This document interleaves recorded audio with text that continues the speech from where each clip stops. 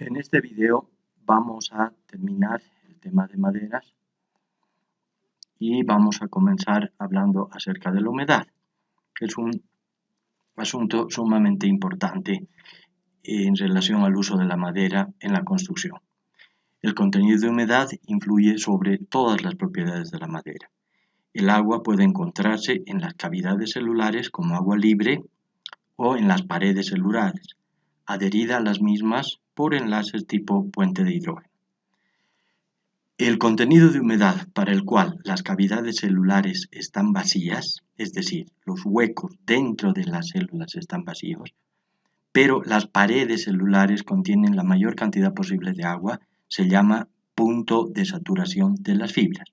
Y generalmente el porcentaje de humedad para este punto de saturación está entre el 27 al 30% dependiendo de la especie. Vamos a analizar un poquito más a profundidad esto. En esta diapositiva se pueden ver tres esquemas en los que estos espacios alargados corresponden a una célula, ¿no? Si ustedes observan con detenimiento van a ver que cada célula está contactada con las células vecinas hacia arriba y hacia abajo por las llamadas punteaduras que hemos analizado en el video anterior, y de esta manera la madera puede transportar agua, nutrientes y otros compuestos.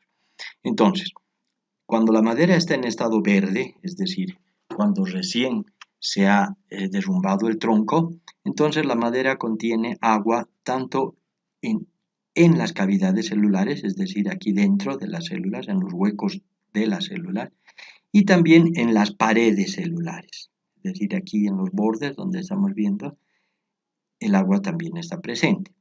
Entonces, una vez que la madera el tronco ha sido derrumbado, entonces comienza un proceso de expulsión de agua. El agua sale primero de las cavidades celulares y entonces llega un momento en que las cavidades celulares están totalmente vacías, pero las paredes celulares están llenas de agua. Entonces, en esta etapa, en este tramo, el agua sale solamente de las cavidades celulares. Y cuando llegamos al momento en que las cavidades están totalmente vacías y las paredes están totalmente llenas, tenemos la madera saturada, es decir, el punto de saturación de las fibras, que como hemos dicho, corresponde a un contenido de humedad de alrededor del 27 al 30%. A partir de este momento, si se sigue secando la madera, el agua comienza a salir de las paredes celulares.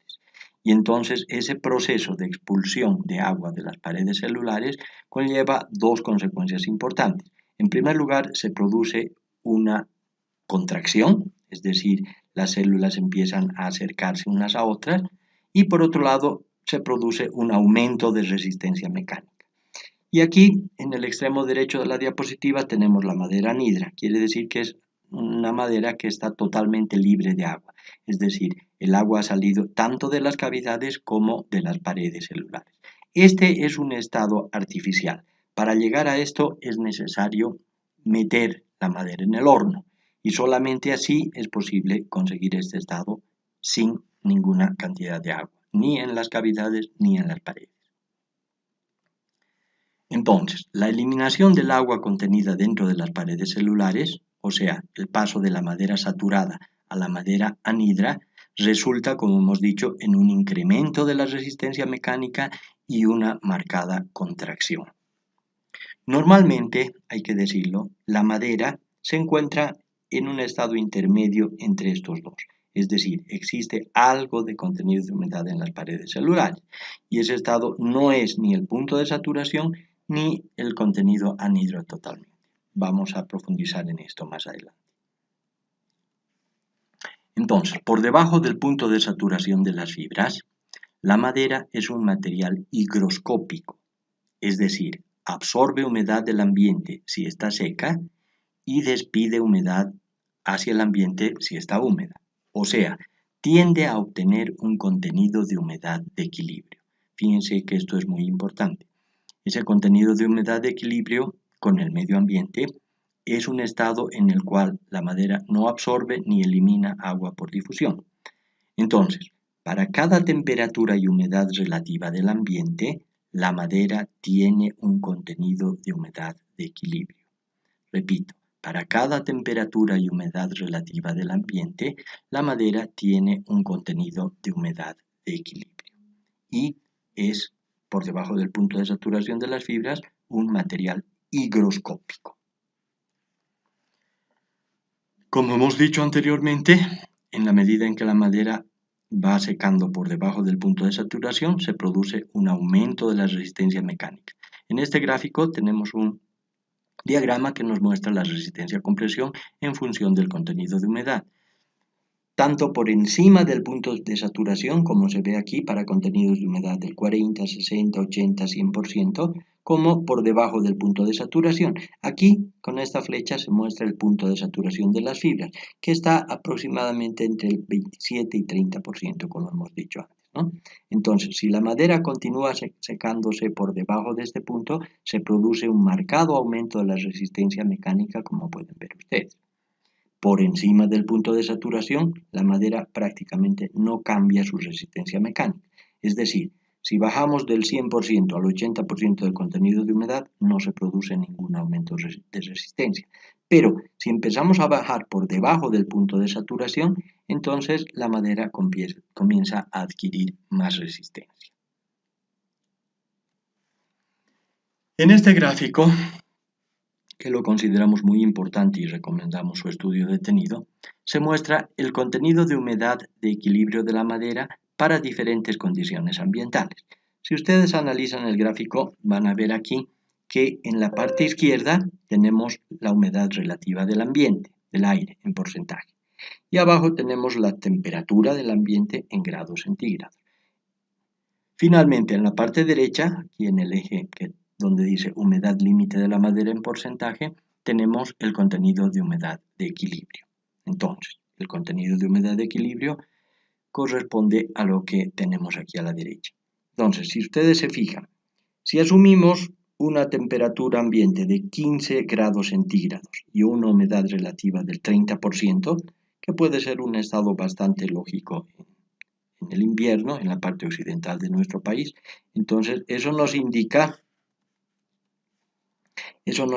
para 15 grados centígrados y 30% de humedad que la madera se va a equilibrar más o menos con un 6 a 7% de contenido de humedad. Entonces, la humedad de equilibrio de la madera corresponde a este porcentaje para esas condiciones ambientales, 15 grados centígrados y 30% de humedad. En cambio, si nosotros estamos en un lugar tropical, digamos que con 30 grados de temperatura y una humedad del 80%, entonces vamos a ver que el contenido de humedad de equilibrio es mucho mayor, estará entre el 18 y 19%. Obviamente que esto no es absolutamente fijo. Este gráfico se ha hecho para estudios en algunas maderas, generalmente maderas resinosas, ¿no? Las que hemos llamado coníferas. Pero esto nos sirve para ilustrar lo que acabamos de explicar, es decir, que la madera es un material higroscópico y que entra en equilibrio con el medio ambiente. Entonces, como dijimos en la anterior diapositiva, para cada humedad relativa del ambiente y temperatura, la madera, tiene un contenido de humedad de equilibrio donde no absorbe ni desprende agua por difusión. Entonces, ¿qué significa esto? Fíjense que es muy importante. Que si nosotros estamos en la parte oriental de nuestro país o en el norte de La Paz y tenemos una madera equilibrada a una temperatura de 30 grados centígrados y 80% de humedad, digamos aquí unos 18%, ¿no? Esa madera está en equilibrio en ese lugar. Pero si nosotros traemos esa madera a la ciudad de La Paz, donde las condiciones ambientales son diferentes, es decir, la temperatura es menor y la humedad relativa del ambiente también, entonces esa madera que ya estaba en equilibrio, que ya estaba seca, en otras palabras, va a continuar secando para equilibrarse con las nuevas condiciones ambientales. Por lo tanto, una madera que ha sido secada al aire en el oriente o en el norte de La Paz, inmediatamente en el momento en que llega aquí se convierte en una madera húmeda y va a buscar su nuevo equilibrio.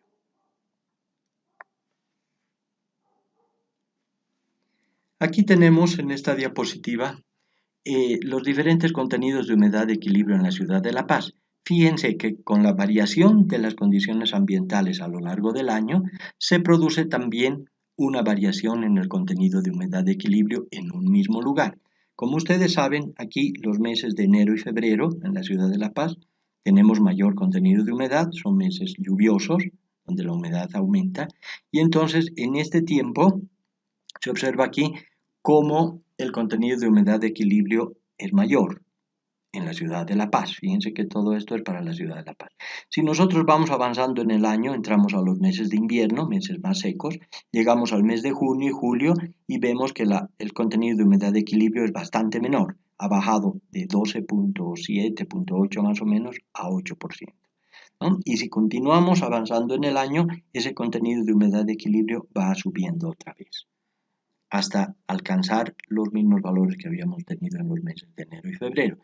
Entonces, el contenido de humedad de equilibrio en la ciudad de La Paz promedio en el año viene a ser alrededor del 10%. Esto es muy importante tenerlo en cuenta porque quiere decir que si nosotros vamos a usar madera en nuestro medio, necesitamos que tenga un contenido de humedad que esté bordeando este valor. Si bien ese contenido puede variar en diferentes épocas del año, pero esa variación es pequeña y es necesario que tengamos en cuenta este valor para secar la madera hasta ese contenido de humedad, de manera que no nos vaya a ocasionar problemas de contracciones indeseadas. En esta otra diapositiva tenemos exactamente lo mismo, pero para la ciudad del Alto. Fíjense que allí el promedio anual de la humedad de equilibrio es un poquito mayor que en la ciudad de La Paz, ¿no? Para La Paz teníamos 10%, para el Alto tenemos 11.3%. En este cuadro tenemos contenidos de humedad de equilibrio de diferentes localidades del país. Aquí tenemos para el departamento del Beni, para el departamento de Cochabamba, de Chuquisaca, etcétera, etcétera. Y fíjense, eso hay que hacerlo notar aquí, en este cuadro cada una de estas columnas corresponde a un mes del año. Es decir, tenemos aquí el mes de enero, febrero, marzo, abril, mayo, junio, etcétera, etcétera. Y como pueden ustedes ver, ese contenido varía de acuerdo a la estación.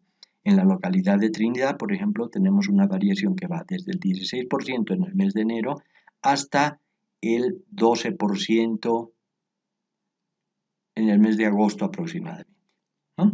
Entonces ustedes, si necesitan buscar la humedad de equilibrio en diferentes localidades del país, pueden acudir a esta tabla que está hecha para maderas nacionales. Lo mismo aquí, esta es la continuación de la tabla, donde podemos ver algunas localidades de los departamentos de Oruro, Pando, Potosí, Santa Cruz y Tarija. Bien, continuamos. El contenido de humedad de la madera, entonces, es muy importante para poder predecir eventuales contracciones y para también poder predecir la resistencia mecánica. Existen diferentes formas de medir la humedad en la madera, ¿no? Hay algunos aparatos como estos que miden la humedad de la madera por medio de resistividad eléctrica. Entonces, como ustedes pueden ver aquí, en este caso tenemos un sensor, ¿no? Con dos puntas metálicas que se insertan dentro de la madera cuya humedad queremos determinar, y entonces este aparato nos permite inmediatamente detectar el contenido de humedad aproximado. Fíjense que es importante tener en cuenta que estos aparatos están hechos en Europa, en Estados Unidos, y generalmente están hechos para maderas coníferas o para maderas características de sus lugares. Entonces, estos valores no siempre son exactos para las maderas nacionales, pero sí nos dan una referencia acerca de cuán húmeda está la madera. Aquí tenemos otro de estos aparatos que mide la humedad mediante capacidad eléctrica, y en este caso no se insertan sensores en la madera, sino que simplemente se crea un campo eléctrico en la madera cuya humedad queremos medir, y de esa manera se hace una estimación del contenido de humedad. Como ustedes comprenderán, entonces, es muy importante el secado de la madera. Este es un proceso necesario para mejorar las propiedades tecnológicas y sobre todo la estabilidad dimensional, porque como hemos dicho antes, en la medida en que la madera va secándose por debajo del punto de saturación de las fibras, se produce contracción. Entonces, la madera seca tiene menor peso, mayor resistencia mecánica, mayor estabilidad dimensional, mayor durabilidad ante el ataque de agentes biológicos, hongos e insectos principalmente, proporciona mayor aislamiento térmico y acústico y proporciona también mayor facilidad para el tratamiento con preservantes, pinturas, barnices, etc. El secado puede ser natural, es decir, dejar la madera al aire, lo cual es más sencillo y económico, pero requiere mucho tiempo y ambientes adecuados, o puede ser artificial, que es más costoso, pero es más rápido, y se realiza en hornos especiales. En Bolivia, en general, se usa más el secado natural por el costo, y hasta hace 30 años era prácticamente el único método de secado. Algunas especies de maderas tardaban hasta un año en secar. Es el caso de los sotos y los quebrachos, que son maderas muy duras que tenemos en el Chaco boliviano sobre todo, que son ejemplos de las maderas más densas que hay en el mundo. Recién es a partir de la década de 1980 que comienzan a instalarse en Bolivia cámaras de secado artificial, es decir, hornos de secado. Debido a las innegables ventajas del secado artificial, este se ha generalizado y propagado mucho y actualmente se cuenta con alrededor de 200 cámaras de curado en 6 de los 9 departamentos del país. En este gráfico tienen ustedes recomendaciones generales para contenidos de humedad destinados a diferentes aplicaciones. Por ejemplo, si vemos aquí contenidos de humedad entre el 22 y 30%, son adecuados para construcciones en el agua. Pilotes, esclusas, muelles, debe decir aquí, no muebles, perdón, hay un error, esto es L. Muelles, pilotes, esclusas, es decir, elementos que han de estar permanentemente en contacto con el agua. Si nos referimos a construcciones al aire libre, sin cubierta, expuestas a la humedad, andamios, pilares, postes, etc., entonces el contenido de humedad va bajando, 17 a 22%, y así sucesivamente tenemos construcciones protegidas por cubiertas, pero en espacios amplios, construcciones en locales cerrados, cubiertos, muebles, elementos en recintos cerrados con aire acondicionado, que requieren contenidos de humedad menores. En esta diapositiva se puede ver un ejemplo de secado natural de la madera, donde se muestra en un ambiente amplio un montón de madera apilada, espaciada, de manera que el aire pueda circular entre las tablas y listones. Y esto, como hemos dicho, requiere bastante tiempo. En esta diapositiva se muestran indicaciones del manual de diseño para maderas del grupo andino sobre la forma en que tienen que adecuarse estas instalaciones para el secado de la madera. Aquí también, como dijimos antes, se puede ver que es necesario que el aire circule a través de la madera que está apilada y para eso deben cumplirse las especificaciones indicadas en esta diapositiva. Aquí tenemos fotografías que muestran el proceso de secado artificial. Aquí la madera apilada está siendo introducida en hornos de secado. Y aquí se muestra cómo el aire tiene que circular a través de los listones, de manera que el secado sea paulatino, controlado y no se produzcan deformaciones indeseadas en los elementos. Entonces, el secado de la madera puede dar lugar a una serie de defectos en función de la especie y las diferencias entre la contracción longitudinal, radial y tangencial, que como hemos dicho, son ocasionadas por la anisotropía de este material. Se recomienda que los elementos estructurales se elaboren con madera seca a un contenido de humedad de aproximadamente el 12 y 15% antes de usarla. Esto dependerá del sitio donde va a ser emplazado el elemento. Además, se recomienda que las piezas para material estructural presenten de preferencia corte radial. Si ustedes recuerdan, habíamos mencionado en una diapositiva de un video anterior la diferencia entre el corte radial y el corte tangencial. El corte radial es preferible para los elementos estructurales porque es más estable. Esto lo vamos a ver un poquito más profundamente más adelante. Aquí pueden ver ustedes en esta diapositiva los defectos originados por el secado de la madera. Aquí se puede ver piezas tomadas de diferentes partes del tronco y como pueden ver aquí tenemos un corte tangencial, aquí también, y aquí tenemos un corte radial. Aquí se puede observar cómo el corte tangencial se deforma mucho más que el corte radial, por lo tanto este corte radial es más deseable que el corte tangencial. Pero hay que hacer notar también que son pocas las piezas de corte radial que se obtienen de un tronco. La mayoría de ellas han de ser de tipo tangencial. Aquí hay ejemplos de encorvaduras, torceduras, arqueaduras, abarquillados, que son diferentes formas de deformaciones que adquieren las piezas cuando el secado no ha sido cuidadoso y se ha producido pérdida de humedad por debajo del punto de saturación de las fibras.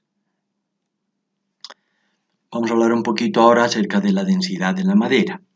La densidad es una función del espesor de las paredes celulares. A mayor densidad, mayor resistencia. La densidad aumenta con el contenido de humedad y puede ser muy variable. En general, hay un muy amplio rango de densidades en los diferentes tipos de madera y se puede decir que están entre 176 y 1230 kilogramos por metro cúbico. Se definen varios tipos de densidad, ¿no? La densidad básica, que es la menor de todas, relaciona el peso seco del material, peso completamente seco, entre el volumen verde. Entonces, tenemos el menor de los pesos entre el mayor de los volúmenes. Esta densidad básica es la más importante, es la que se utiliza para aplicaciones tecnológicas y por eso deben ustedes recordarla. Repito, la densidad básica es el peso seco, el menor de los pesos, sobre el volumen verde, el mayor de los volúmenes. Y esta es la que tiene más aplicaciones tecnológicas. Podemos definir la densidad aparente, que es el peso seco entre el volumen seco, a una temperatura o a un contenido dado, la densidad verde, que es el peso verde entre el volumen verde, etc. Como ya se indicó anteriormente, el secado de la madera por debajo del punto de saturación implica una contracción. Pero, en vista de que la madera es anisotrópica, esa contracción no es homogénea, como lo hemos mencionado también en una diapositiva anterior. Si ustedes ven este listón, que como ven es un corte tangencial de madera húmeda, entonces cuando esta madera se seque, la contracción ha de ser diferente en los diferentes sentidos. Fíjense que en este sentido, que es el sentido tangencial, habrá una mayor deformación que en este otro sentido, que es el sentido radial. Entonces, la contracción no es homogénea y precisamente este es el motivo por el que hay que tener cuidado en el secado y hay que procurar trabajar con madera seca, porque de lo contrario, debido a la anisotropía, el secado puede producir defectos ya que no es uniforme, es diferenciado de acuerdo a la dirección debido a la anisotropía de la madera. Aquí tenemos un ejemplo de madera que tiene el mismo contenido de humedad, pero en la medida en que la madera, el contenido de humedad de la madera es mayor al contenido de equilibrio, entonces la madera se contrae. Cuando el contenido de la madera es menor al contenido de equilibrio, entonces la madera se hincha. Entonces, la adquisición y pérdida de humedad puede producir contracciones e hinchamientos. Eso se llama movimientos estacionales por el cambio de contenido de humedad. Esto lo hemos mencionado también en una diapositiva anterior. Entonces, la variación volumétrica de la madera en función del contenido de humedad es lo que llamamos contracción. Por debajo del punto de saturación de las fibras, la madera se contrae en los tres sentidos, pero más en los sentidos tangencial y radial. En esta gráfica podemos ver que la contracción en el sentido longitudinal es prácticamente nula, es muy pequeña. En cambio, la contracción en el sentido radial, que es esta segunda línea, es bastante mayor. Y la contracción en el sentido tangencial es casi el doble de la contracción radial. Eso lo veíamos también en esta diapositiva, ¿no es cierto? Esta contracción tangencial es bastante mayor que la contracción en sentido radial. Eso se vuelve a ilustrar aquí. Y aquí en este gráfico tenemos también la contracción volumétrica, que viene a ser esta última curva, aquí, la variación volumétrica, que es la suma de las contracciones longitudinal, radial y tangencial. cuanto a la resistencia mecánica de la madera, podemos decir que esta tiene mucho interés para su utilización como elemento estructural, por supuesto. En vista de que es un factor fuertemente afectado por la anisotropía, se debe tener muy en cuenta la dirección de aplicación de los esfuerzos con relación a la dirección del grano. El grano viene a ser el sentido o la orientación de las células. La madera se astilla cuando se destruye debido precisamente a esa su estructura fibrosa que hemos analizado en el video anterior. Además de la dirección de aplicación de las cargas, existen varios otros factores que afectan las resistencias mecánicas. Entre ellos podemos mencionar el contenido de humedad, como hemos visto ya.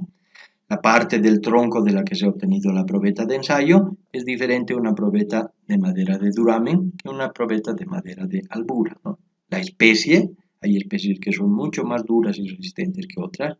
Las características del suelo, ¿no? En el que ha crecido el árbol. Los nudos y otros defectos de la probeta de ensayo pueden también influir y muchos otros factores, ¿no? Entonces la madera, debido a que no es un producto industrial, es un ser vivo, tiene su resistencia y sus propiedades en general afectadas por muchísimos factores.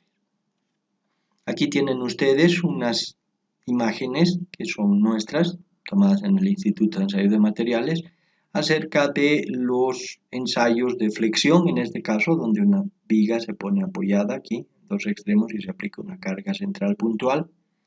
El ensayo de compresión paralela a las fibras, donde se está aplicando la carga en este sentido, en el sentido paralelo a la dirección de las células o las fibras, como se llama. Una resistencia a compresión perpendicular a las fibras, donde en este caso se aplica la carga de esa manera. Un ensayo de corte, donde se está ejerciendo corte en esta probeta. Un ensayo de tracción, que es bastante raro, no es muy común que la madera trabaje a tracción, pero en caso de ser necesario se puede realizar ese ensayo, que es bastante difícil de ejecutar.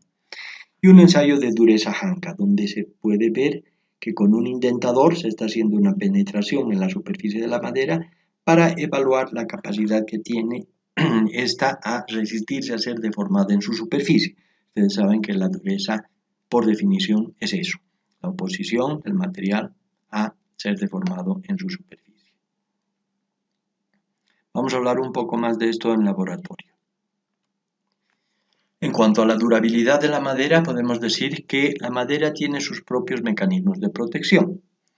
El intemperismo en general la degrada, pero las capas superficiales que han sido degradadas pueden dar cierto nivel de protección al interior.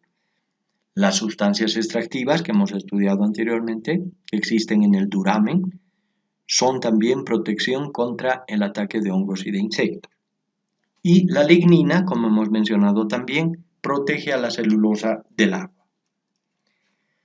En cuanto al ataque del fuego, la madera cuando se está quemando, emite gases volátiles que bloquean y retrasan un poco el calentamiento, evitando la ignición hasta temperaturas de alrededor de los 250 grados.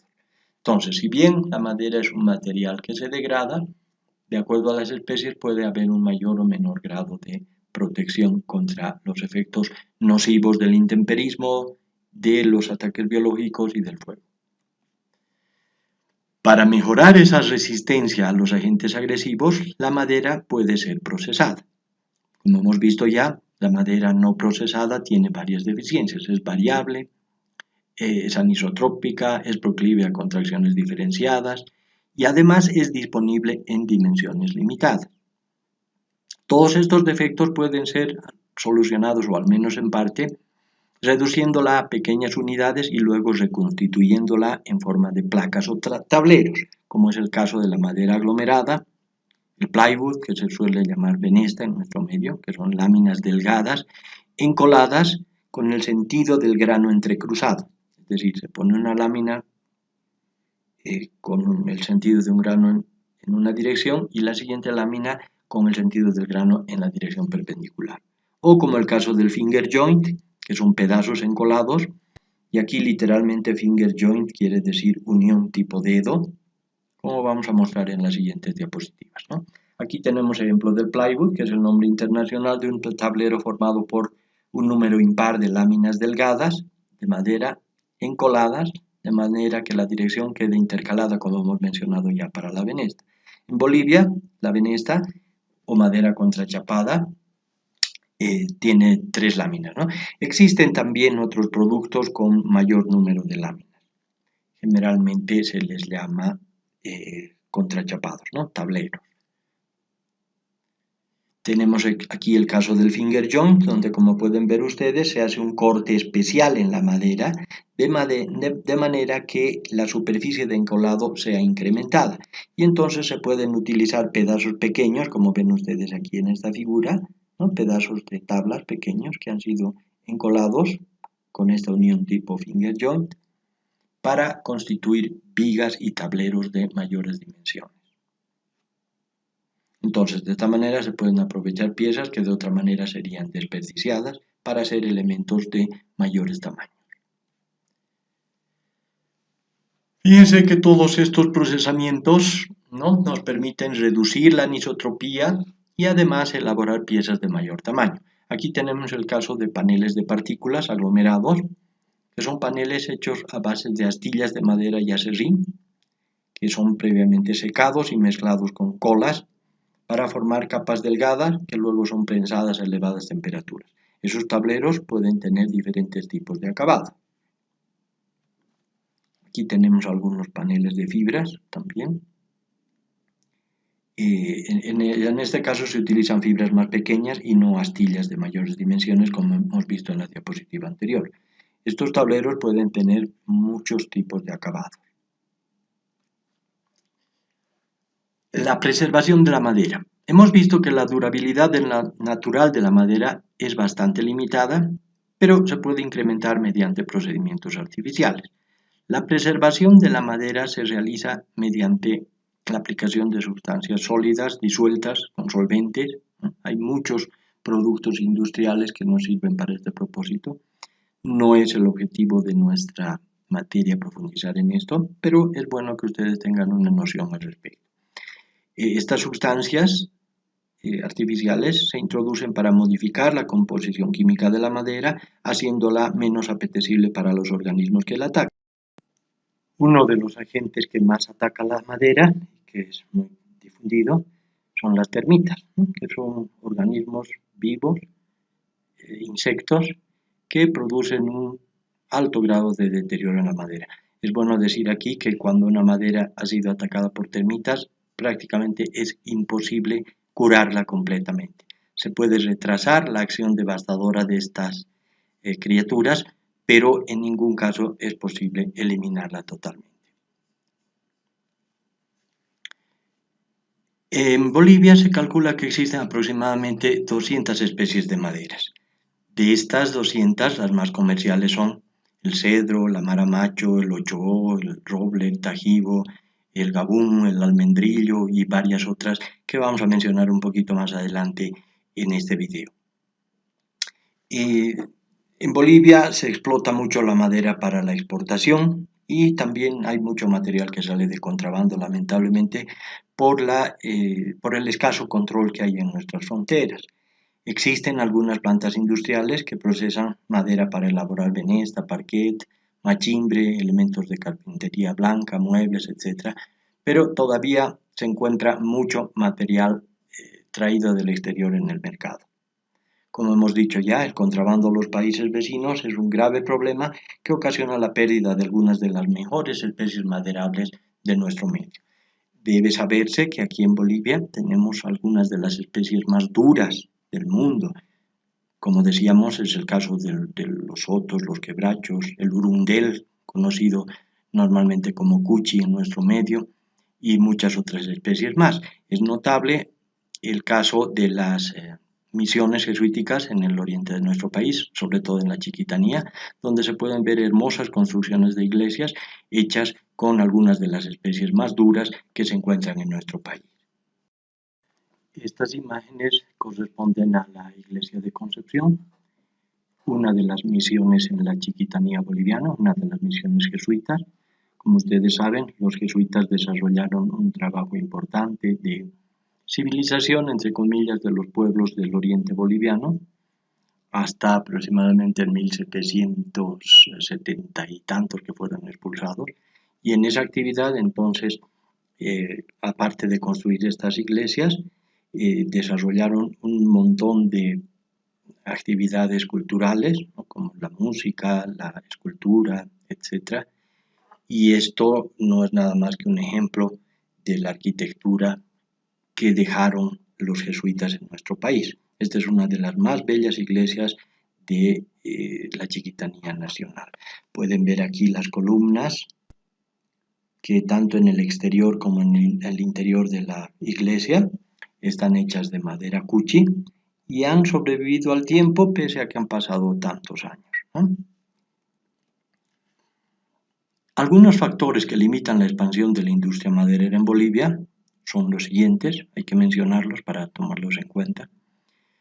Está la inaccesibilidad de las zonas madereras, muchas de ellas sin caminos que puedan permitir el acceso a ellas, la escasez de plantas industriales, los riesgos de incendios, los elevados costos de los seguros, el riesgo de la destrucción por insectos, termitas, hongos, etc., la falta de reglamentación para el buen uso de la madera, la falta de control de calidad de la madera comercializada. Aquí en nuestro medio prácticamente no se hace control de calidad, la falta de mano de obra calificada en la industria maderera, las pocas investigaciones para aprovechar las especies no comerciales.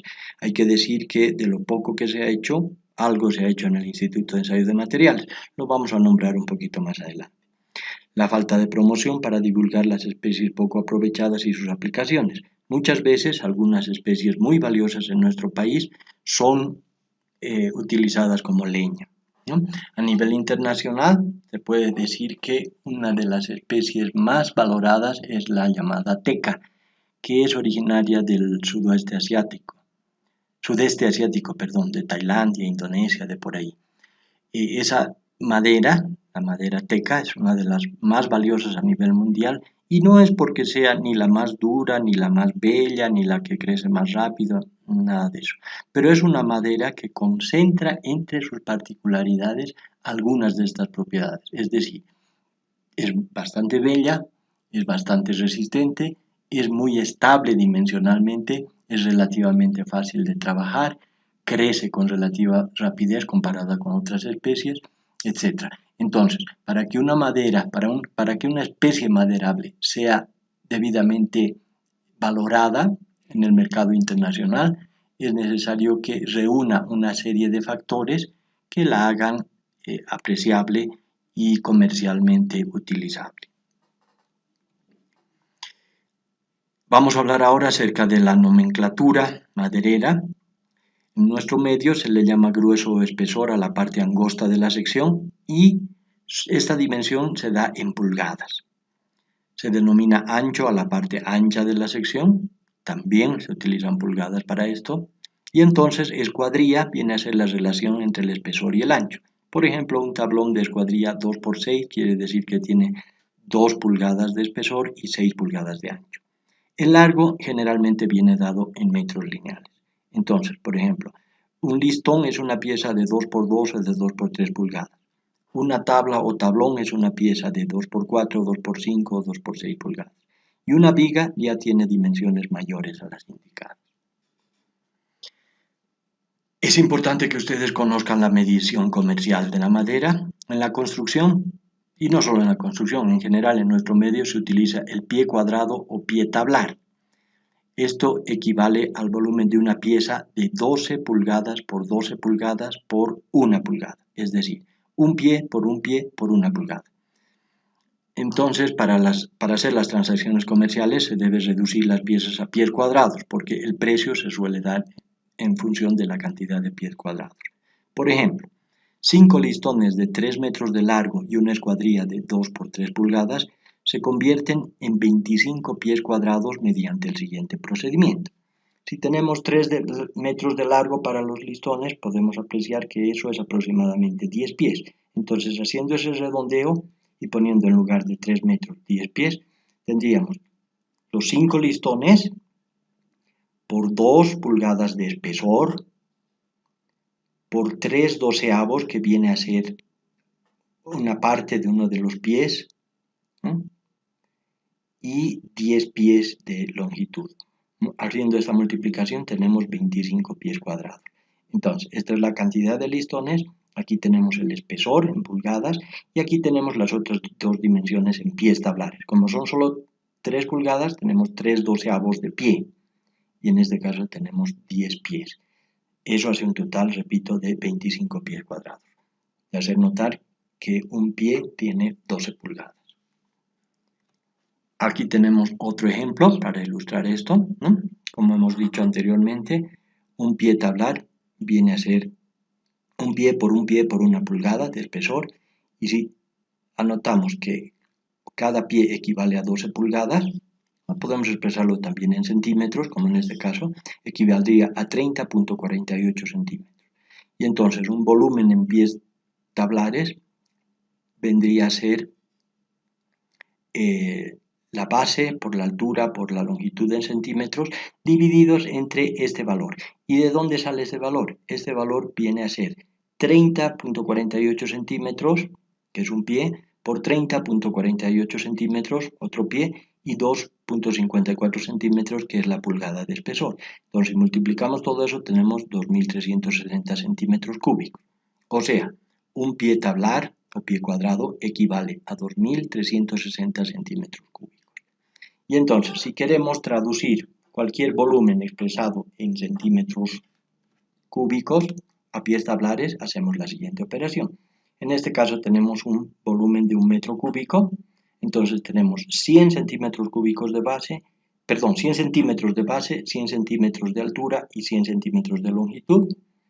Y dividiendo eso entre los 2.360 centímetros cúbicos que tiene un pie tablar, obtenemos que 1 metro cúbico de madera equivale a 424 pies tablares. Es importante que ustedes puedan hacer este tipo de conversiones. Esto se les suele poner en el examen para comprobar que lo han comprendido y que lo pueden utilizar.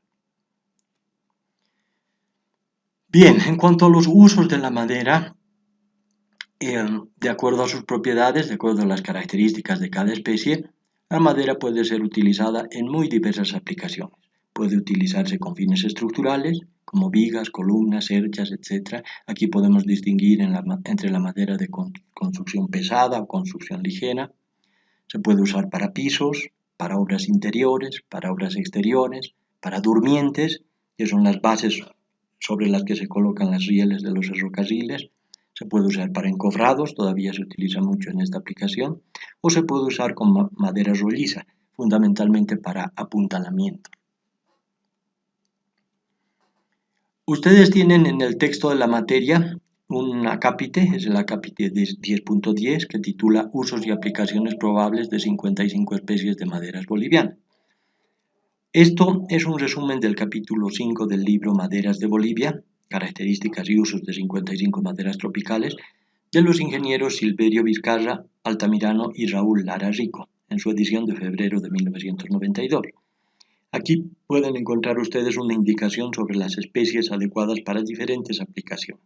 El ingeniero Vizcarra nos ha permitido gentilmente colocar un pedazo de ese su texto en el libro de la materia y entonces se recomienda altamente su lectura y estudio para el conocimiento de esas especies investigadas en nuestro medio.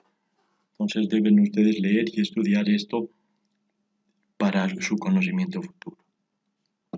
Aquí tienen ustedes otro cuadro que ha sido producido en el Instituto de Ensayos de Materiales en una investigación realizada hace varios años atrás sobre 10 especies de bosques andinos.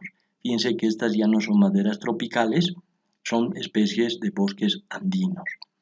La tabla es la tabla 10.4 en el texto y aquí pueden ver las aplicaciones posibles para las siguientes especies: aliso, molle, algarrobo, soto, jacarandá, chimbea, tibuchina, palomaría, sangre de grado y maurel amarillo. Son algunas de las especies comunes en nuestro medio y aquí pueden ver ustedes cuáles son las aplicaciones posibles para cada una de ellas. Finalmente, en el anexo del capítulo de maderas del texto, tienen ustedes esta tabla que son del Código Colombiano del Uso de la Madera en la Construcción y que les pueden ser de mucha utilidad. Fíjense, por ejemplo, que aquí en esta tabla, la tabla 10.5, se habla de la agrupación estructural en función de la densidad básica. Ya conocemos lo que es la densidad básica y fíjense que se habla de las maderas del grupo A, que tienen densidades básicas muy altas, entre 0,71 y 0,90. El grupo B de 0,56 a 0,70 de densidad básica y el grupo C de 0,40 a 0,55. Tienen también ustedes en el texto la tabla 10.6, que es la que nos da esfuerzos admisibles para diferentes tipos de esfuerzos de acuerdo al grupo estructural, que hemos definido ya en la tabla 10.5. Entonces, fíjense, aquí tienen ustedes valores de esfuerzos que son utilizables en el cálculo. De hecho, cuando uno ensaya las especies nuestras, va a ver que los valores son mucho mayores que los que están mostrados aquí. Pero, en vista de que hablamos de esfuerzos admisibles, aquí hacemos referencia a que se debe trabajar con valores mucho más conservadores para tener la seguridad de que no van a haber problemas en el momento en que la madera esté siendo utilizada con ese fin, ¿no? Y aquí tienen la continuación del anexo 1, donde están los módulos de elasticidad a flexión para los diferentes grupos estructurales. Y finalmente tenemos la tabla 10.8, donde se indica una variación de las propiedades mecánicas para una variación unitaria del contenido de humedad. Fíjense ustedes que si el contenido de humedad aumenta en estas unidades porcentuales, si el contenido de humedad aumenta en una unidad porcentual, entonces esta es la variación en las diferentes propiedades. Para el caso de flexión, por ejemplo, cuando la madera aumenta su contenido de humedad en 1%, disminuye su resistencia a flexión en 4%.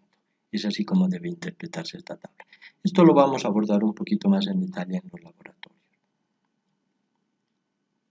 Finalmente tienen aquí ustedes una tabla donde se muestran especies de madera con diferentes pesos específicos básicos o densidades básicas, que viene a ser lo mismo, ¿no? Entonces, la utilidad de esto es la siguiente. Si ustedes en algún caso requieren utilizar un cierto tipo de especie especificada en una especificación técnica, entonces se pueden elegir especies alternativas en función del peso específico básico o la densidad básica, que es lo mismo. Entonces, aquí tienen ustedes esa tabla como en la última parte del capítulo de maderas del texto. Esta tabla también ha sido extraída de maderas de Bolivia, de los ingenieros Silverio Vizcarra y Raúl Lara. Bien, con esto hemos terminado el capítulo sobre madera.